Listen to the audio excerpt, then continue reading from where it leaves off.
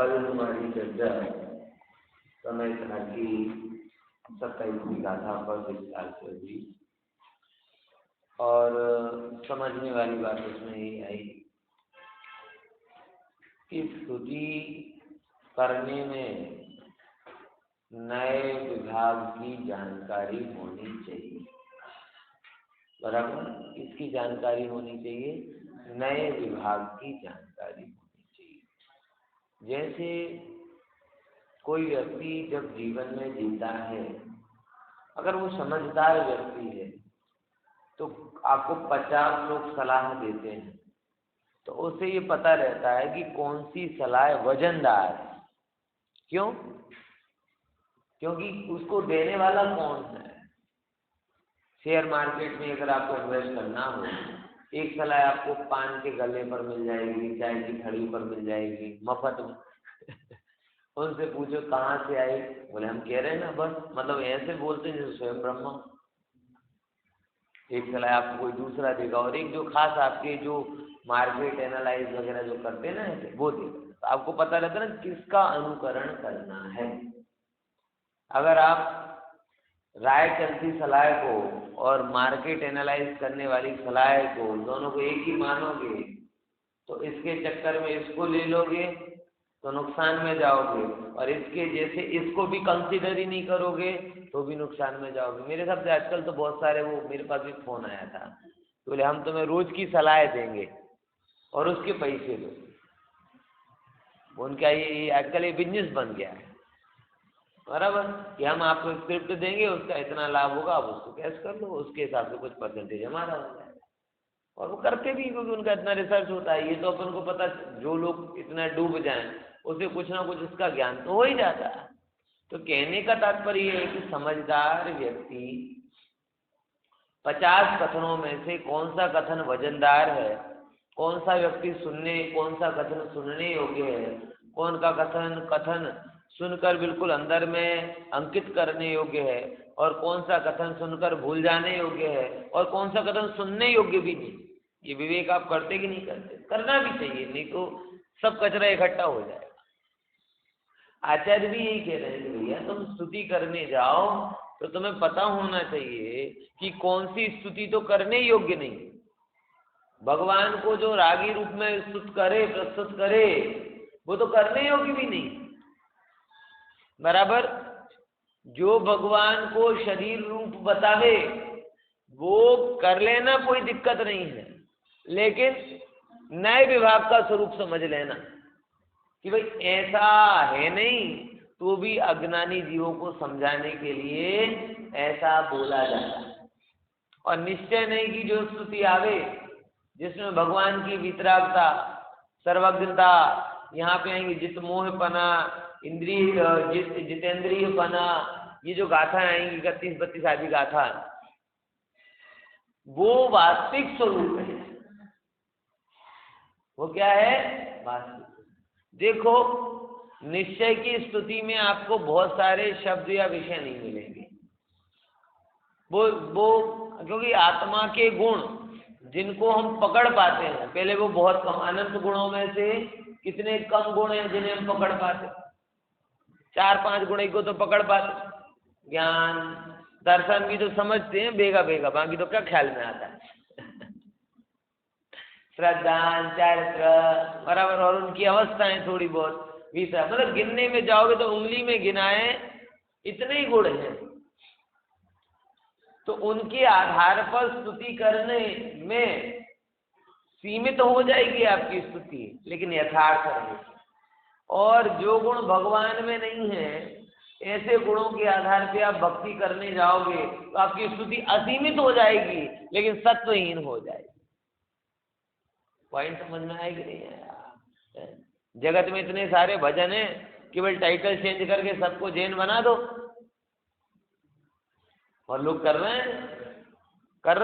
वो कहते कभी राम बन के कभी श्याम बन के चले आना, प्रभु जी चले आना। इन्होंने कहा राम श्याम को क्यों बोला है? हम क्या बोलेंगे? पारसनाथ बन के, महावीर बन के चले आना।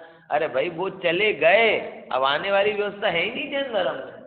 गए, जो गए सो गए, फिर लौट कर आएंगे बराबर।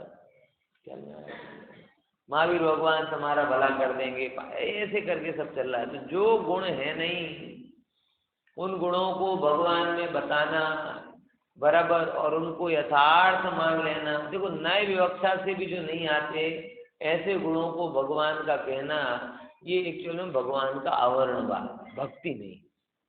तुम थोड़ी बहुत शरीर की कर लो वो भी चलेगा, 8 प्रातिहार्यों की कर लो वो भी चलेगा, आत्मिक गुणों की करो तो सर्वोत्तम है। लेकिन जब शरीर और 8 प्रातिहार्य आदि की करो तो इतना ध्यान रखना, क्या ये है नहीं लेकिन कहा जाए,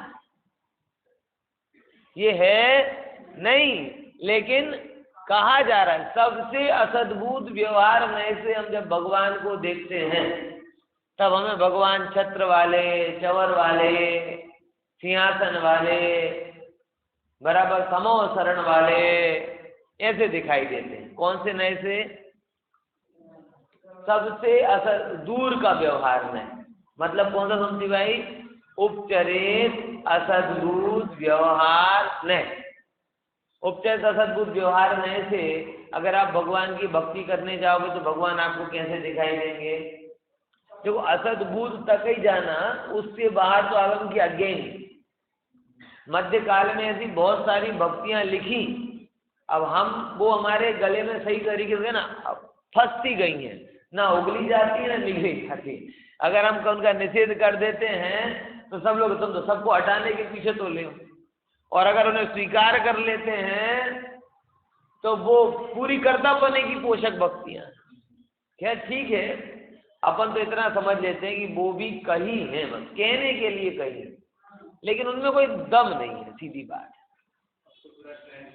हाँ, अभी तो गुरुदेव के कारण, गुरुदेव के प्रभाव में जो भविष्य कभी याद करेगा ना गुरुदेव श्री को, तो हर जगह दिखाई देंगे।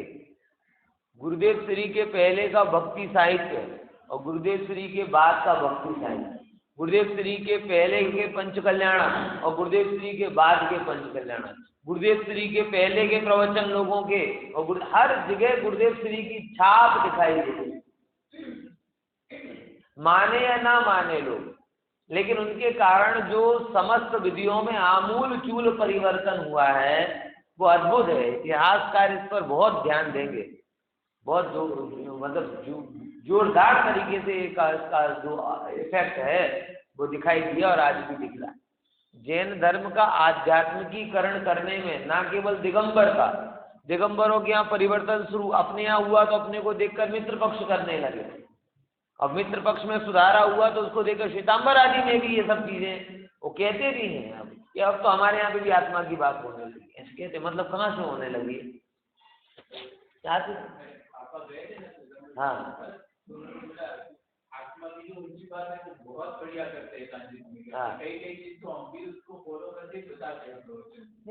उपाय ही नहीं है ना, उपाय ही नहीं है, सच बता रहा हूँ। मैं कोई गुरुदेव का भक्त इसलिए कह रहा हूँ ऐसा नहीं है।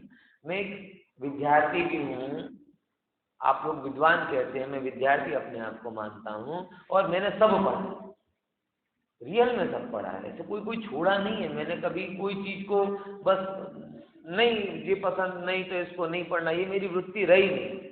मैंने कभी भी आज तक किसी का खंडन किया है तो जाने बिना नहीं किया, चाहे मित्र पक्ष वाले हों, चाहे श्वेतांबर हों, चाहे अजैन हों, जो भी मेरे जो आपके सामने विचार रखता हूँ उसके पीछे केवल अपनी अध्ययन नहीं है, वो उस संबंधी पूरी परंपरा का अध्ययन है, उस संबंधी पूरे इतिहास का अध्ययन है, उस संबंधी पूरी की पूरी जो विचारधारा, विचार शैली सबका अध्ययन किया है, उसके बाद में कोई बात बोलता। हर बार वो आधार बताना जरूरी नहीं होता है, समय समय पर बताता भी हूँ, लेकिन जो मैं कह रहा हूँ बहुत तटस्थ होकर, बिल्कुल मतलब पूर्वाग्रह से रंच मात्र भी प्रभावित हुए बिना मैं ये बात कह, बात समझ में आ रही नहीं आ रही कि सर्वत्र देख लो, ये जो गुरुदेव अध्यात्म की कोई बात करेगा तो उसे समय सार पकड़ना ही पड़ेगा, चाहे दिगंबर हो, चाहे श्वेतांबर हो, चाहे कोई अजैन पण हो। अगर वो अध्यात्म की बात करेगा तो उसे समय सार को पकड़ना ही पड़ेगा, और जो समय सार पकड़ेगा तो गुरुदेव के बिना समय सार को समझना भी बहुत, कोई माने या ना माने, कोई कहता है कोई नहीं कहता है, लेकिन आज जो भी जाहिर में समय सार के व्याख्यान करते हैं उन सब ने कहीं ना कहीं गुरुदेव को या उस संबंधित साहित्य को पढ़ा ही, नाम ले या ना ले बात अलग।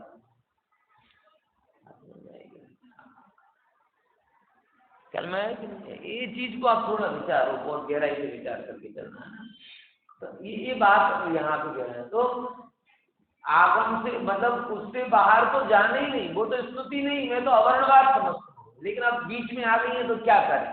पर इतना विचार करना कि विवाद ना हो इसलिए ज्यादा खंडन नहीं करना, और मिथ्यात्व में ना पड़ो इसके लिए ज्यादा व्यवहार में मत लाना। दो चीजें समझ लो क्या बोल रहा हूँ, किन के बारे में बात कर रहा हूँ मैं। जो ऐसी स्तुतियां है ना, जो सीता प्रति कमल रचायो, द्रौपदी को चीर बढ़ायो, अंजन से किए आकामी, दुख मेटाऊं, दरिद्रीन को द्रव्य के दान दी। ऐसे सब बहुत सारी है, मतलब ये तो मैं कुछ बता रहा हूँ। मैंने तो लगभग मध्यकालीन पूरा साहित्य पढ़ा है, तो उसमें हजारों मिलेगी। समझ में आ रही कि नहीं है? मध्यकालीन साहित्य बोल रहा हूँ इसको, समझ लेना उसमें कितना कितना आता है, बहुत कुछ। तो उसके लिए मैंने आपको क्या गाइडलाइन दी, बहुत गहराई से संभाल के शब्दों को बोल रहा हूँ।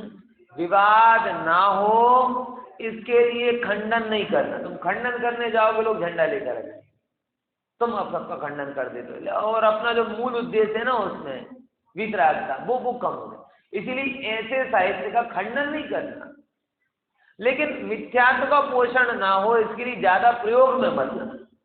क्योंकि आपने पढ़ा, चलो आप तो समय सार के व्याख्यान सुन लिए, लेकिन 10 लोगों के बीच में आपने पढ़ा, एक अकेले आपको पता है, 9 के मन में क्या हो जाता है,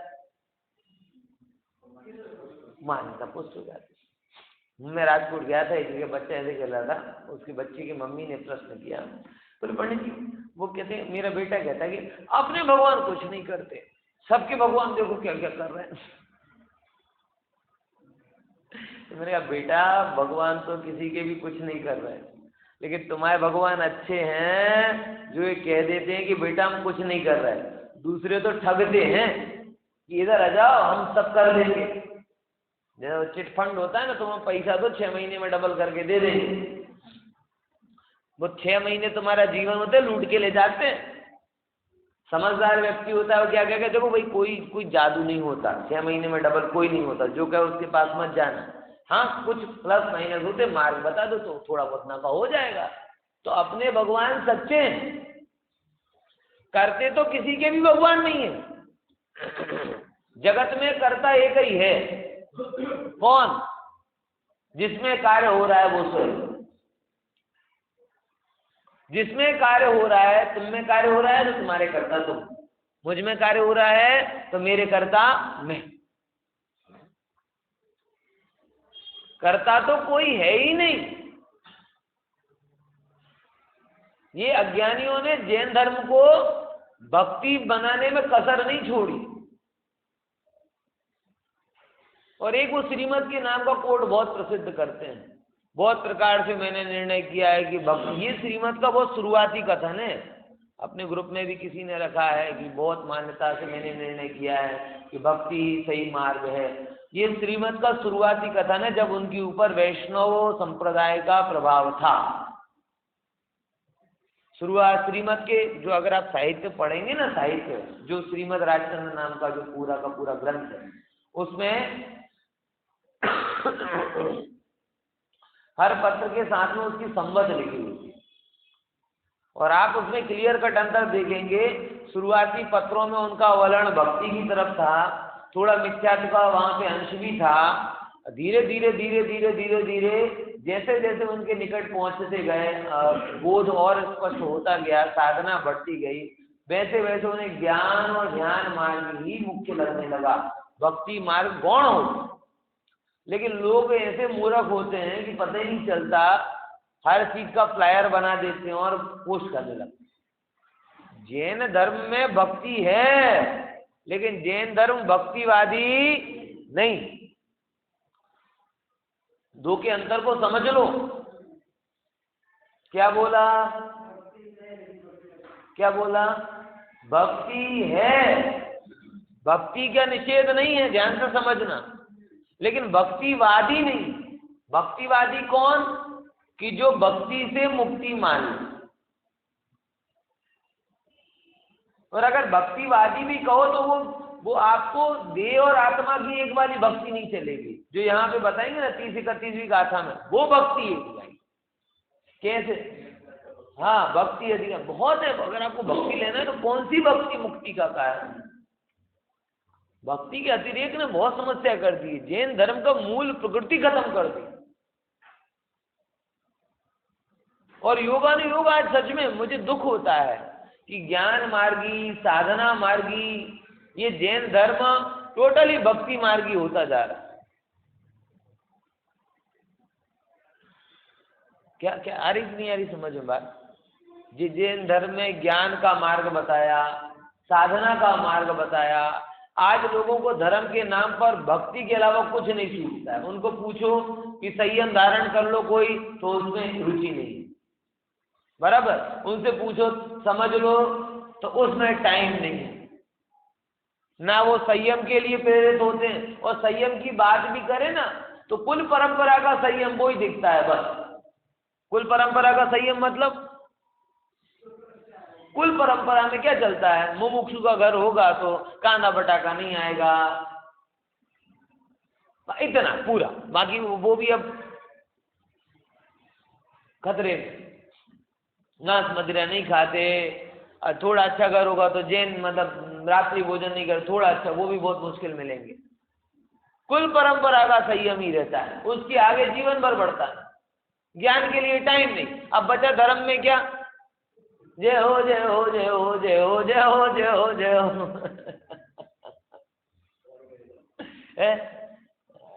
ये जैन धर्म का मूल खत्म करने पे तो ले। अब भक्ति किसी भी रूप में हो, ध्यान से समझना, पूजन के रूप में हो, भक्ति के रूप में हो, बड़े विधान के रूप में हो, छोटे विधान के रूप में हो, किसी भी रूप में हो, लेकिन अगर वह आप भक्ति तक सीमित हैं, ज्ञान तक नहीं आ रहे, श्रद्धा आचरण पर नहीं जा रहे, तो जैन धर्म को समझ ही नहीं रहे हो।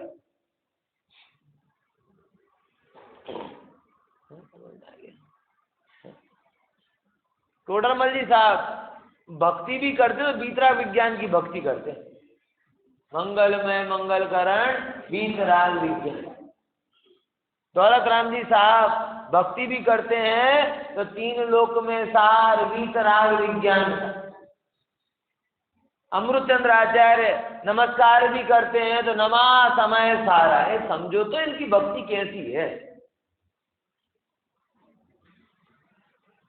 और बाकी लोगों को क्या समझ में आ रहा है? कोई ख्याल में नहीं आ रहा।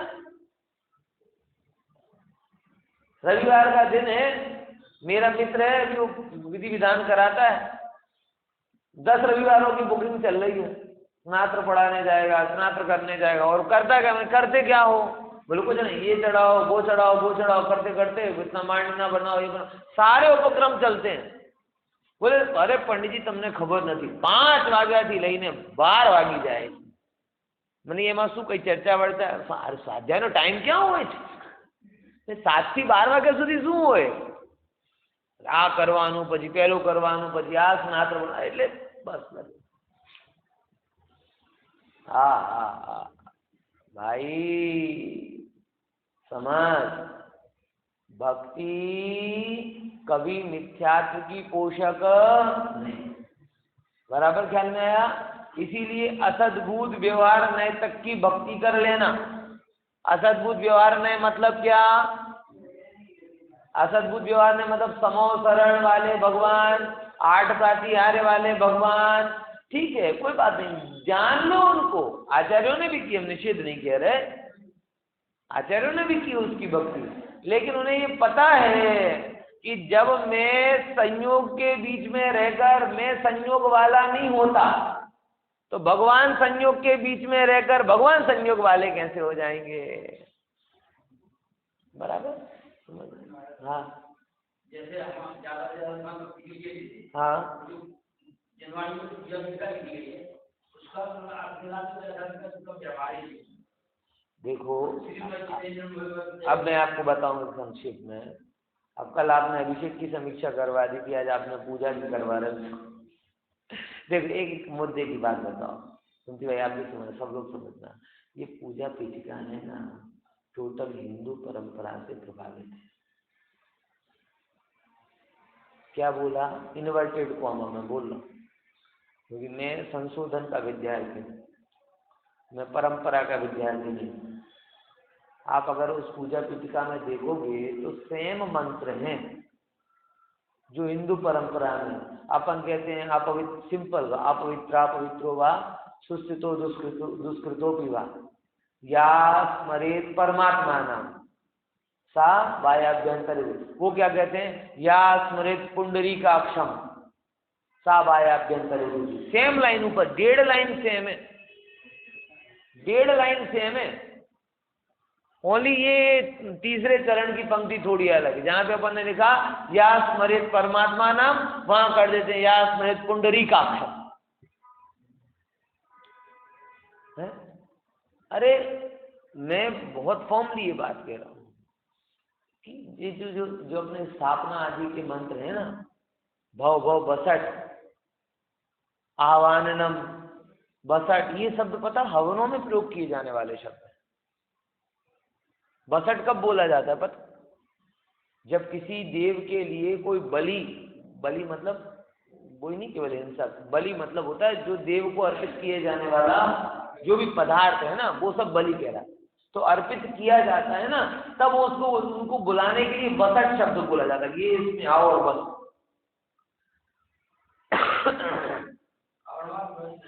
अवर्णवाद वही मैं कह रहा हूँ कि अवर्णवाद जो भी आप समझो, मैं वही कह रहा हूँ, खंडनात्मक एंगल से मत जाओ, समझो बस, क्योंकि बहुत लंबा विवाद हो जाएगा। अपने को परिणाम बिगाड़ने नहीं है। जिनकी लायकात होगी, पात्रता होगी, वो समझ जाएंगे, सुधर जाएंगे। जिनकी नहीं होगी वो नहीं समझे, बाकी परंपरा चल जाती है, वो मिटाना बड़ा मुश्किल होता है। तो पूजा पीठिका में भी मोस्टली प्रभाव किसका है? हिंदू परंपरा। यज्ञ विधि प्रतिज्ञा, यज्ञ विधि प्रतिज्ञा। अब आप यज्ञ करो, यज्ञ का अर्थ अपने तरीके से करो, लेकिन वो पूरी की पूरी जो प्लेटफॉर्म क्रिएट किया गया है वो हिंदू परंपरा से। और एक और बात गहरी आपको बात कह दी, जैन धर्म शुरुआत में पूजा परक नहीं था, जैन धर्म शुरुआत में स्तुति परक ही था। स्तुति और पूजा में अंतर होता है। क्या बोला? स्तुति परक। प्राचीन आचार्यों ने पूजाएं नहीं लिखी। अरे वो तो पूजा लिखी ना एक, वो संस्कृत में लिखी, तो संस्कृत में लिखा हुआ सब प्राचीन नहीं हो जाता। कितना प्राचीन गिनते हो? साल, 200 साल, 300 साल। समंत्र भद्राचार्य की कोई पूजा लिखी हो तो बताओ, कुन आचार्य देव की पूजा लिखी हो तो बताओ, पूज्यपाद आचार्य की पूजा लिखी हो तो बताओ।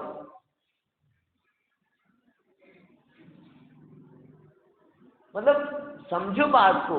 अब ये इतनी गूढ़ अपने आ गई है, और लगभग हमारी पूरी आस्था और आराधना और भक्ति सब इसके इर्द गिर्द घूम रही है, इसलिए उसको हटाना नामुमकिन है, हटाना भी नहीं चाहिए।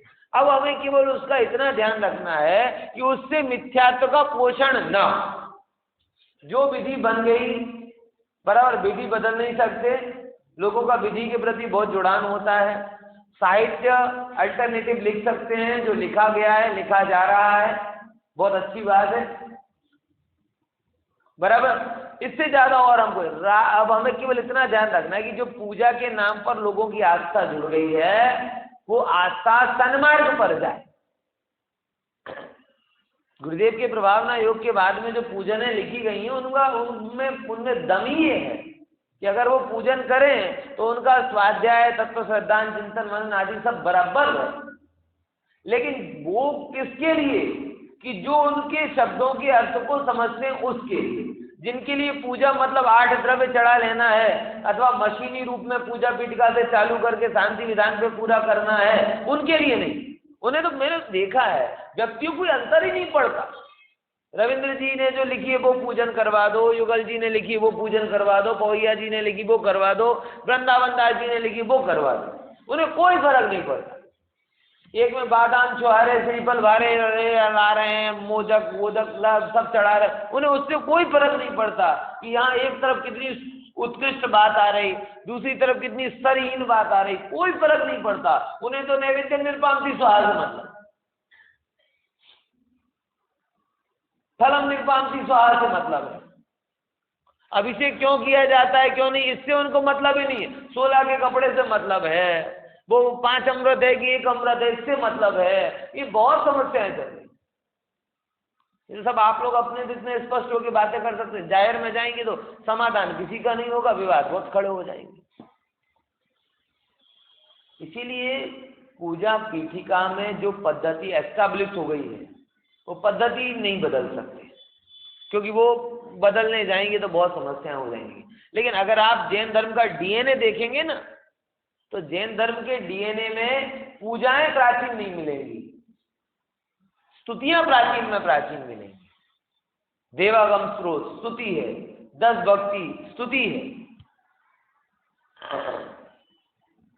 ये सब प्राचीन में, मतलब शुरुआती रूप में जैन धर्म जो था वो किसके ऊपर डिपेंड था, मूल रूप से या तो साधना और ज्ञान और भक्ति का निषेध नहीं था, स्तुतियां की गई थी, लेकिन वो स्तुतियां भी भाव से भरी हुई।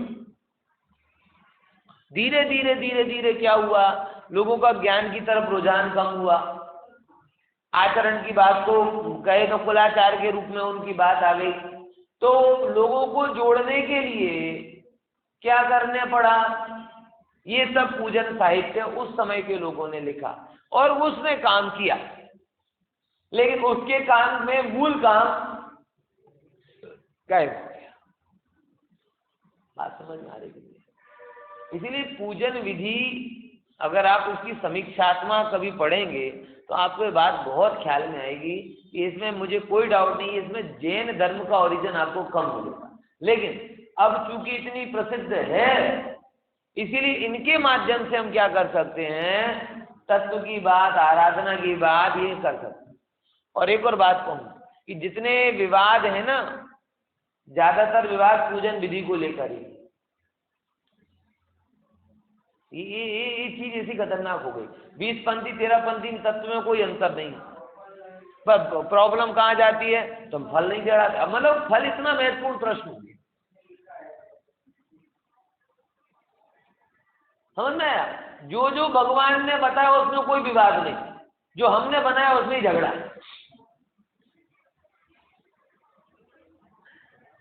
समझ में आया? जो भगवान ने 7 तत्व बताए, कोई 7 से 8 कह दे तो जैन धर्म के बाहर, बराबर। अब भगवान ने हम खुद को पूजो ऐसा तो नहीं कहा, लेकिन हम पूजने गए। अब हम पूजने गए तो हमने पूजन की अपनी पद्धति बनाई, और जब हमने अपनी पद्धति बनाई उससे झगड़े चालू हो गए। 13 पंथी 20 पंथी का झगड़ा, फिर वो 13 पंथी में भी मुमुक्षु का झगड़ा, तत्व में कोई बैर नहीं निकालता। सब कहते मुमुक्षु लोग धूप नहीं जलाते, उन्हें ये दीप नहीं जलाते। हाँ, समझ में आया कि नहीं? ये बड़ी कंफ्यूजन रहती। जो मित्र पक्ष वाले होते ना, वो इतोवा ततोवा वाले हो गए कई बार। एक तरफ वो 20 पंथी के फल और उसको मिठाई को स्वीकार नहीं कर पाते, दूसरी तरफ दीप और धूप के मोह को नहीं छोड़ पाते। ऐसा ही तो होता है। मेरा एक मित्र पक्ष वाला मित्र है, वो कहता है फलानी जगह दीप लिखा है तुम दीप क्यों नहीं जलाते, फलानी जगह धूप लिखा है तुम धूप क्यों नहीं जलाते, मैंने फलानी जगह फूल लिखा है तुम फूल क्यों नहीं चढ़ाते, फलानी जगह क्या कहते हैं वो लड्डू पेड़े चढ़ाने का लिखा है तुम वो क्यों नहीं चढ़ाते। तो चुप हो जाता है। अरे कि नहीं आ रही समझ में? अब वो थोड़े कंफ्यूज हो गए। एक तरफ उन्हें यहाँ हिंसा दिखाई देती है तो उससे तो बच गए, लेकिन दीप में और धूप में हिंसा नहीं दिखाई दे रही, वो परंपरा उनकी वो बन गई।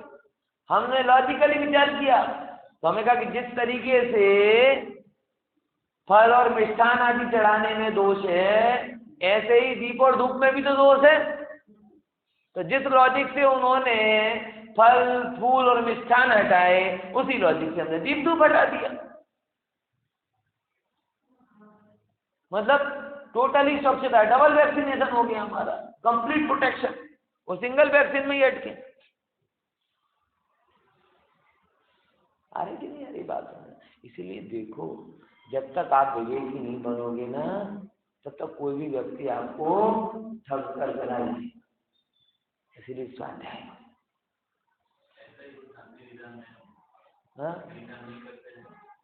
नहीं करते ना, किसी का नहीं करते। हाँ शांति धारा, शांति धारा, हाँ हाँ शांति धारा में अब आप पढ़ के देखो तो पता चलेगा। छिन छिन दे भिन भिन दे, अति कामम रति काम, ये छिन्न हो जाए, भिन्न हो जाए, राज मारी हट जाए, मतलब ऐसे ये चीजें कहोगे तो कैसे धर्म माने? छेदन वेदन करने वाला धर्म है क्या? लेकिन वो जगत जोरदार उनका प्रचार प्रसार हो रहा है। शांति धारा जिसके घर में होगी उनको कोरोना नहीं आएगा, बहुत पब्लिसिटी की थी। और जो ऐसे कह रहे उनको ही कोरोना आया। बच्चे किडनैप नहीं होंगे, ऐसी ऐसी बातें, मतलब समझ में नहीं आता कि निर्मल बाबा को सुन रहा है कि कौन से बाबा को सुन रहा है। समझ में आया? इसीलिए स्तुति को समझना बहुत जरूरी है। मैं आपको बहुत कहना कि आपको मतलब लाइन दे रहा हूं, बॉटम लाइन और टॉप लाइन, कि असद्भुत व्यवहार नए, उससे बाहर स्तुति में नहीं जाना। क्या बोला? असद्भुत व्यवहार नए में क्या आता है? समवसरण में, पातिहार्यों के बीच में जिनेन्द्र भगवान, उसकी स्तुति करो। उससे भी अगर आपको सूक्ष्म तरना है तो भगवान के शरीर की स्तुति करो, जो यहाँ पे बताएंगे कि श्वेत वर्णी है, कि धवल, ये सुक्त, ये सब चीजें हैं उनके 1008 लक्षणों से युक्त हैं, भव्य जीवों को प्रसन्नता देने वाले हैं। कोई बात नहीं, नो प्रॉब्लम, वहां पर भी आओ। उससे और गहरे उतरो तो आत्मिक गुणों पर आओ, और गहरे उतरो तो ओहो त्रिकाली रूप नए वंदित सर्वसिद्धि नमा समय सारा है विज्ञान विज्ञान का, इनकी स्तुति करो। लेकिन चारों स्तुतियों में वजन समझ लेना कि एक उपचरित सद्भुत व्यवहार में, एक अनुपचरित सद्भुत व्यवहार में, और एक उपचरित सद्भुत व्यवहार में, और एक अनुपचरित सद्भुत। जैसे 1000 रुपए का भी चेक होता है और लाख रुपए का भी चेक होता है। 1000 रुपए के चेक की कीमत कितनी होती है? दोनों कागज के टुकड़े, लेकिन एक में क्या लिखा है? 1000 रुपए। तो 1000 की चेक की कीमत 1000 जैसी होती है, और लाख करोड़ की चेक हो तो उसकी कीमत उसकी जैसी। आप किसको संभालोगे ज्यादा? जिसमें वजन ज्यादा। ऐसे ही जब आप आत्मिक गुणों की भक्ति करते हो तो उसमें वजन ज्यादा। एक जिले में ऐसे कह रहा था वजन ज्यादा, बोले पंडित जी इतना वजन आ जाता है दिमाग पे कि नींद आ जाती है, इसीलिए ये ज्यादा हो नहीं पाती है। अब देखो कर्ता परक भक्ति होती है ना, तो व्यक्ति का उत्साह अलग ही होता है। तुम्हें आना होगा प्रभु आना होगा, वो उसे बिल्कुल पिक्चर का सीन याद आता है, बैठ के घंटी बजा रहा, अभी आएंगे भगवान प्रकट होंगे। और झूमता है वो, मिथ्यात्व में ज्यादा झूमता है। समझ लेना ये बात।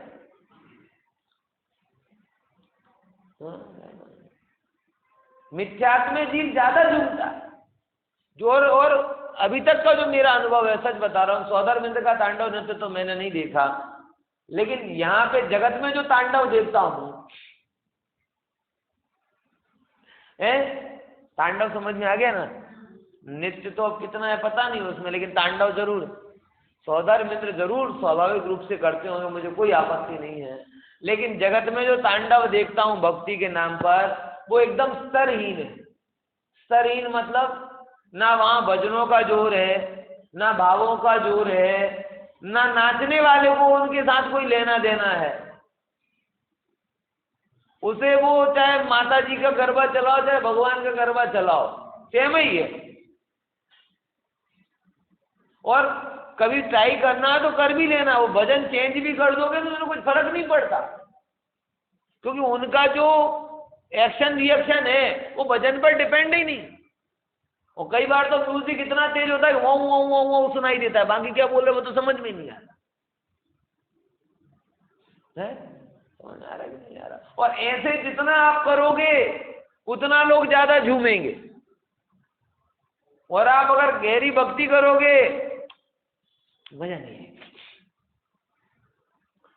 क्या करें भाई, बताओ बेचारे, है क्या करें, समझ में आ रहा है कि नहीं आ रहा। इसीलिए प्रभु, और बार बार मैं सचेत कर रहा हूँ, मुमुक्षु समाज में ये विसंगतियां आती जा रही। गुरुदेव ने हमें इससे बाहर निकाला, समाचार सुना के 45 साल तक टकोर कर करके कि रागमा रंगमा धर्म नथी, रागमा रंगमा धर्म नथी, और टकोर की उन्होंने 45 साल। और अब धीरे धीरे हम लोग भी स्वाध्याय से रुचिवान होकर कोई राग रंग के पोषण में लग रहे। विसंगति आती जा रही, लोग स्वाध्याय के नाम पे ना जुड़े, शांति विधान के नाम पे जुड़ जाएं, ये विसंगति है। समझ में आया? शिविर के नाम पे ना जुड़े, पंचकल्याणक के नाम पे जुड़ जाएं, ये विसंगति है। ये अभी शुरुआत हो रही है।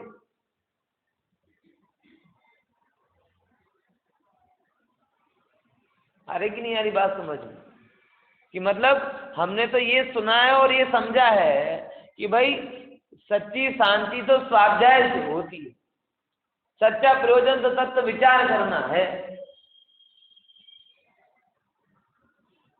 अब वो गायब हो जाए तो ये विसंगति भी आ रही है। धीरे धीरे क्या हो रहा है, वो बढ़ने लगी। फिर धीरे धीरे क्या होगा कि उसमें से मूल तत्व गायब हो जाएगा और वो रूढ़ी फिर से जिंदा हो जाएगी। धर्म जिसमें धर्म की आत्मा नहीं है, वो धर्म के नाम पर प्रसिद्ध हो जाएगा। बराबर ख्याल में आया कि नहीं आया? समझे? इसलिए इस बात को गंभीरता। तो चारों प्रकार की हैं। अब आचार्य क्या कहते हैं वहां पे, देखो, इन मन्नम जीवादो, आई ना 28 नंबर की गाथा। इन मन्नम की जो असद्भुत व्यवहार नय के कथन थे, मतलब कौन कौन से? 2 कथन बोले। भगवान का असद्भुत व्यवहार नय से भक्ति 2 प्रकार से की, उपचरित असद्भुत व्यवहार नय से और अनुपचरित असद्भुत व्यवहार नय से। उपचरित असद्भुत व्यवहार नय से भक्ति की तो हमने भगवान को कैसा देखा जाना? समो शरण वाला, चमर वाला, 8 प्रातिहार्य वाला, 12 सभाओं वाला, गणधर वाला, ये जाना। तो ये इणमण्णम जीवादो, ये इस जीव से अन्य है। अब फिर उपचरित असद्भुत व्यवहार नय का विषय लिया, तब शरीर से स्तुति की कि भगवान का शरीर परम शांत मुद्रा, नासा दृष्टि, पद्मासन मुद्रा, बराबर ऐसी बातें कही। तो बोले ये भी शरीर से अलग है। इणमण्णम देहादो, इणम मतलब ये, अन्नम मतलब अन्य है, किससे? देहादि से। इणमण्णम देहा जीवादो, ये जीव से अन्य है। देहम मतलब जो देहादि है। पुद्गलमयम थुणक्ति मुनि, कि जो देह पुद्गलमयी है और उस पुद्गलमयी देह की जो स्तुति की, वो जीवादो अन्नम, कि वो जीव से अन्य। फिर से क्या बोला, ऊपर की लाइन क्लियर हो गई कि जो पुद्गलमयी स्तुति है, पुद्गलमयी स्तुति मतलब असद्भुत व्यवहार नय का विषय जिसे ग्रहण करता है। ऐसी कौन कौन सी स्तुति? समोसरण आदि और शरीर आदि। देखो बार बार कर, इससे बाहर नहीं जाना। इससे बाहर जाओगे तो मिथ्यात्व के दोषण का दोष लग सकता है। देखो जो ज्ञानी है वो तो अपेक्षा लगा लेगा, लेकिन अज्ञानियों के बीच में जाएंगी तो वो बहुत प्रॉब्लम हो। एक बार आपको पता है, ये डॉक्टर प्रवचन कर रहे थे, और उसमें एक भक्ति है ना, मैंने तेरे भरोसे पारक महावीर भंवर में नैया, उनने जाहिर सभा में उनको डांटा वहां पे, अखिल बंसल जी को सभा में, तुमने ये संपादन की भक्ति ली क्यों? आज भी जिनेंद्र अर्चना में वो भक्ति छपी हुई है, वो संपादक है ना अखिल जी बंसल। तुमने ली क्यों? क्या अपने पास भक्तियों की कमी है क्या? कि भगवान तुम पार लगा दो, भगवान, अरे जिंदगी से यही चीज तो सुनते आ रहे हैं, पार लगा दो, पार लगा दो, पार लगा दो। कौन पार लगा पाया? अब तुम तो उसमें नई विवक्षा लगा लोगे कदाचित कि भाई ये क्या है, व्यवहार में ऐसे कथन है, उपचार से कथन है, ऐसा है वैसा है। लेकिन जिसे नई विवक्षा का ज्ञान नहीं वो तो क्या मानेगा कि जैसे क्राइस्ट पार लगाते हैं, जैसे पैगंबर पार लगाते हैं, जैसे कृष्ण जी पार लगाते हैं, वैसे ही क्या करेंगे। तो ये ऐसी चीजें डालनी नहीं चाहिए, उन्होंने जाहिर में डांटा हो। समझ में आया कि नहीं आया? जाहिर में आप समझ रहे हो, मतलब डॉक्टर साहब भी बहुत दिखा लेते हैं, जो आता है कह देते हैं, फिर आगे पीछे बहुत ज्यादा नहीं सोचते कि वो भी इतने बड़े वेल नोन है कि ये ठीक है, उनके लिए सब बच्चे ही है ना तो बच्चों को तो बड़े डांट सकते हैं, तो उन्हें जाहिर में उनको वो लगाई सबका। ऐसे ऐसे क्यों? अपने यहाँ से तो ये जाना ही नहीं चाहिए, अपने यहाँ से तो जाने। भक्ति सरोवर की जो बुनियाद रखी, भक्ति सरोवर की जो बुनियाद रखी, वो भी तो इसी आधार पर रखी थी। पंच कल्याणक होते थे, तो पंच कल्याणक में हमें हमारे भावानुसारी भक्तियां नहीं मिलती। तो अभय जी भाई साहब जैसे लोगों ने पंच कल्याणक में इतनी सुंदर सुंदर भक्तियां लिखी, सारा जगत उन्हें फॉलो करता है। पांचों कल्याणकों की भक्तियां इतनी सुंदर सुंदर कि जिनमें भाव भी हैं और भक्ति भी, प्रमाण से बाहर नहीं गए। अब अवर्णवाद नहीं की मतलब मिथ्यात्व के पोषण के बिना भी भक्तियां लिखी जा सकती है, मुमुक्षु समाज में सिद्ध किया। भगवान की वितरागता को यथावत रख करके भी भक्ति की जा सकती है, ये सिद्ध हो गया। और आज जो इस मर्म को, मतलब मुझे कई बार दया आती है कि जिनको दोनों समान लगता है वो बड़े अंधे, छोटे अंधे नहीं, जिनको मतलब एक वैराग्य से तरबतर भक्ति और राग से तरबतर भक्ति दोनों एक जैसी लग रही है, उसे दूध और खून में अंतर समझ में नहीं आ रहा। क्या बोला नहीं, कठिन शब्द बोल रहा हूं लेकिन 100% सही, मुझे कोई वो नहीं है उसमें। मतलब वो इतना अंधा, इतना जड़ हो गया है कि उसे ना दूध का अंतर समझ में आ रहा है, ना कौन रक्त है कौन क्या समझ में नहीं आता, कहाँ राग का लालिमा है और कहाँ वैराग की शुक्लता है, अंतर ही नहीं ख्याल में। शब्दों में और आवाज में ऐसा खोया हुआ है कि उसे पता ही नहीं चलता कि हम क्या कह रहे हैं क्या नहीं कह रहे। पूजन में बेसुध बैठा रहता है, भक्ति में बेसुध बैठा रहता है, ध्यान में नहीं आता कि अहो क्या भाव है, क्या भजन है, क्या भक्ति। उसे तो आवाज बढ़िया है ना म्यूजिक खराब, इतने में भक्ति हो जाती है। कई बोलेगा म्यूजिक तेज है तो आवाज अच्छी नहीं है, और उसका फोकस कहाँ रहता है, साज और आवाज। आ रही कि नहीं आ रही समझ, उससे नहीं जानना, दो ही चीजें पकड़ना, असद्भूत व्यवहार, और वो भी किस मान्यता से, क्योंकि भगवान ने दी ये अन्य है जीव से, ये जीव है ऐसा नहीं। हम मिट्टी उठाकर लेकर आए थे, मिट्टी सोना ऐसा नहीं, लेकिन मिट्टी में सोने की अंगूठी कहीं हो, तो पुद्गल जीव है ऐसा नहीं। लेकिन इन पुद्गल परमाणुओं के बीच में जीव है और जीव इनसे, इसीलिए उसकी भक्ति। देखो इनम अन्नम जीवादो, ये जीव से अन्य है। कौन कौन? देहम मतलब देह, पुद्गलमयम जो पुद्गलमयी और देह पुद्गलमयी में सब समझ लेना, सद्बुद्ध व्यवहार नहीं का। तुणस्ति मुनि, उसकी स्तुति करते हैं कौन? मुनि, और वो ये जानते हैं कि ये देह से आत्मा जीव भिन्न है। मंडली हूं संसदो बंदी दो मई केवली, ये दोनों अन्य हैं, ये जानकर कभी पुद्गल की वर्णन भी करें तो भी हम ये मान लेते हैं कि हमने किसकी स्तुति की? भगवान की स्तुति।